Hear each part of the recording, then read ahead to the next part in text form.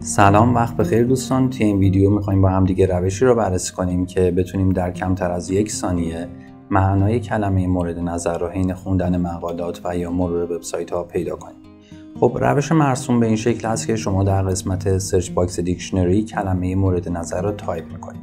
ولی خب ممکنه بعضا مشکل تایپو یا همون اشتباه تایپی به وجود بیاد و شاید به علت کلمات زیادی که تایپ و سرچ میکنید این پروسه براتون زمان بر و خسته کننده بشه. همچنین بعضی از دوستان میان و کلمه مورد نظر را copy and paste it here which is also too time consuming که این هم زمان بر و انرژی بر هست، به خصوص مواقعی که شما دارین مقاله بلندی را مطالعه میکنید. برای اینکه این پروسه copy and paste automate بشه، ویژگی در دیکشنری لانگمن تعبیه شده به نام پاپ آپ دیکشنری اون رو انتخاب میکنیم Recommendation و به عنوان دستیار در کنار صفحه قرار میدیم.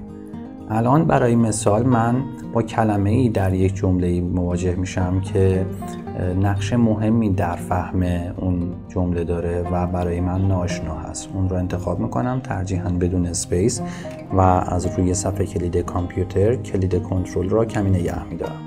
Implication. میبینید که اون کلمه همراه با دفینیشن هاش ظاهر میشه و الان کافی هست که من بیام و دفینیشن مرتبط با کانتکست را انطباق بدم جهت فهم صحیح اون ایده. اوکی؟ من بهتون چند تا نکته بگم که فکر میکنم در حین یادگیری یه وکابولری براتون مفید باشه. اینکه سعی کنید ابتدا از تکنیک guess from context استفاده کنید. اینکه اگر یک کلمه ای را متوجه نشدید سعی کنید از کلمات و معانی اطراف اون معنای اون را حدس بزنید. اوکی؟ که باعث میشه تعداد دفعات رجوع شما به دیکشنری کاهش پیدا کنه. و نکته دیگه ای که بایستی حین یادگیری مد نظر داشته باشید فانکشن اون کلمه هست. اینکه آیا ناون هست، ورب هست، ادورب هست که به شما کمک میکنه بهتر اون کلمات و معانی رو متوجه بشید. و نکته بعدی، بعضی مواقع شما با ضیق وقت مواجه هستید و نیاز دارید روی کلمات مهمتر و کاربردی تر وقت بگذارید. پس اگر کلمه‌ای به عنوان مثال حدس میزنید که یک خوراکی باشه، نیاز نیست که برین دقیقاً ببینید چه نوع خوراکی هست، مگر اینکه واقعاً زمان زیادی داشته باشید یا اون کلمه نقش اساسی داشته باشه. اوکی؟ پس زمانتون را برای چیزهایی خرج کنید که اونها میتونن یه جورایی به دانش اکتیو شما کمک کنن. دانش پسیو را حالا اگر وقت داشتین میتونین براش بیشتر سرمایه گذاری کنید. اوکی؟ یه چند تا نکته هم هست راجع به خود همین دیکشنری که پاپ آپ میشه. میتونید شما اون را مینیمایز کنید.